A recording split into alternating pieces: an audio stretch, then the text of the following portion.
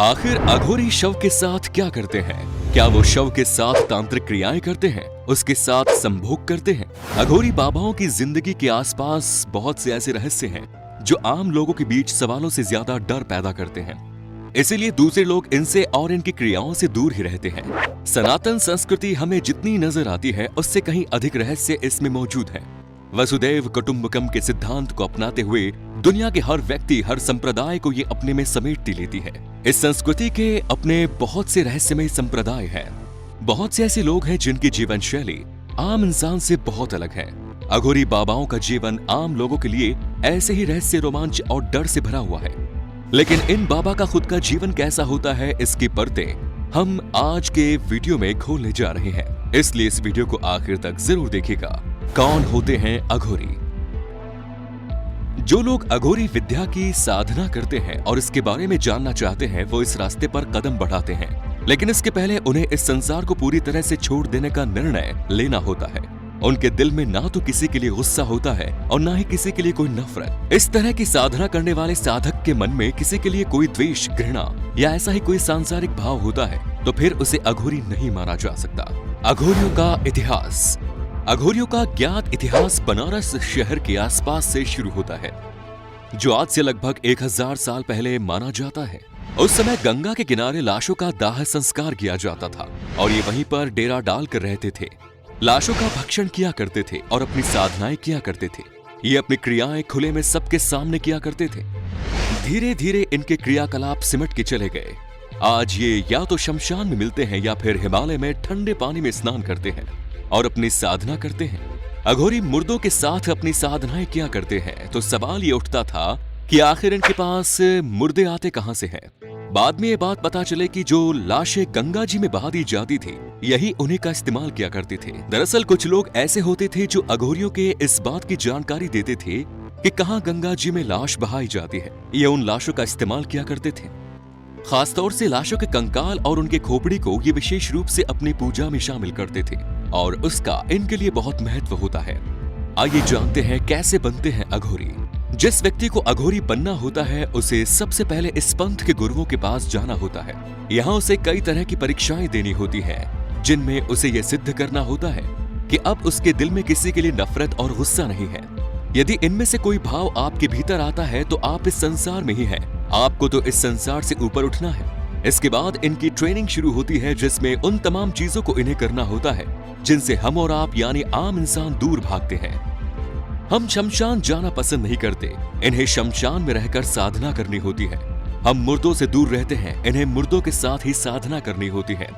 कफन, लाश के कपड़े और ऐसी वो चीज जो मुर्दों के साथ होती हैं, उनसे आम इंसान दूर भागता है। लेकिन इन्हें न केवल उनके करीब जाना है बल्कि उन्हें इस्तेमाल भी करना होता है। इन तमाम क्रियाओं का एक उद्देश्य भी होता है, जिसे उसे अपने दिल से मौत के डर को निकालना है। मुर्दों से दूर भागना और उनसे दूर भागने की बजाय उन्हें ही साधन की तरह इस्तेमाल करना। उन्हें सुगंध और दुर्गंध में एक समान भाव रखना होता है। अघोरियों को गाय का मांस छोड़कर हर चीज को खाना होता है, फिर वो किसी भी जानवर का मांस हो या फिर कोई और भोजन। यहाँ तक कि ये लोग लाशों का मांस भी खा लेते हैं। कोई चीज सड़ी गली हो, यहाँ तक कि लाश भी अगर गई है तो अघोरी उससे खा सकते हैं। गंदगी से लेकर बदबूदार चीजों को भी खाने से परहेज नहीं करते। अघोरियों के लिए शराब और गांजे का सेवन भी आम बात है। हालांकि सरकार नियमों के हिसाब से देखा जाए तो गांजे को रखना, सेवन करना नारकोटिक्स ड्रग्स कानून के तहत एक अपराध है, लेकिन अघोरी इसका सेवन करते हैं। एक अघोरी बनना आसान नहीं है। उसे कई तरह की परीक्षाओं में अपनी दक्षता साबित करनी होती है।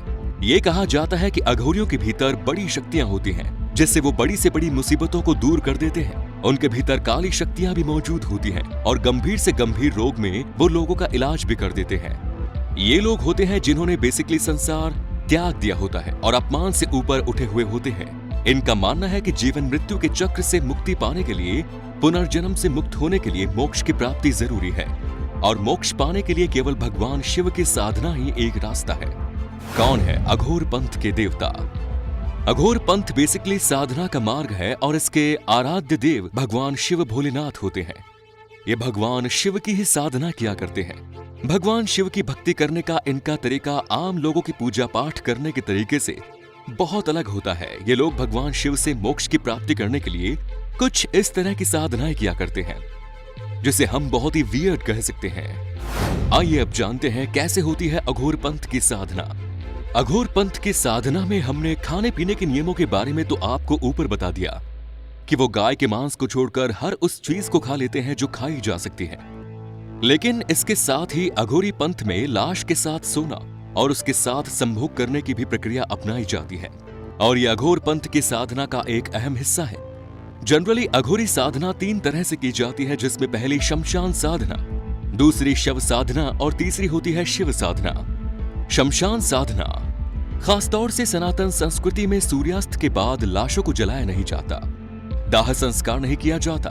ऐसी स्थिति में रात के वक्त शमशान में पूरी तरह से एकांत होता है और इसी एकांतवास में अघोरी अपनी साधना करते हैं। यही वजह है कि वो शमशान में जाकर अपनी साधना करते हैं। शमशान साधना में मुर्दे के साथ साधना करते हैं, लेकिन इसके अलावा वो दूसरे लोगों को भी अपने साथ शामिल कर लेते हैं। अगर कई बार मुर्दा नहीं मिलता है तो वह शवपीठ के साथ बैठकर भी अपनी साधना करते हैं। कुछ लोग इन अघोरियों को भूत प्रेत और पिशाच की बलाओं को दूर भगाने वाला भी समझते हैं। उनके पास अपनी समस्याएं लेकर जाते हैं। जो अघोरी काली शक्तियों से युक्त होते हैं वो इन समस्याओं से दूसरों का भला करने का प्रयास करते हैं, लेकिन जो अपनी शक्तियों का दुरुपयोग करते हैं, कोई बुरा काम करते हैं, तो अघोरी समाज में ये माना जाता है कि वो सच्चा अघोरी नहीं है बल्कि फर्जी आदमी है। अघोरी लोग जब कभी सांसारिक लोगों के लिए इन शक्तियों का इस्तेमाल करते हैं तो वो तभी करते हैं जब उन्हें किसी की भलाई करनी होती है। इनके स्वभाव के बारे में कहा जाता है कि ये जिद्दी स्वभाव के होते हैं। इन्हें जब जिससे जो चाहिए होता है उससे वो लेने के लिए पूरी कोशिश करते हैं। इसके अलावा ये बहुत ही कम लोगों को आशीर्वाद देते हैं, लेकिन जिसे भी आशीर्वाद देते हैं उसका बहुत भला होता है। नेक्स्ट इज शव साधना।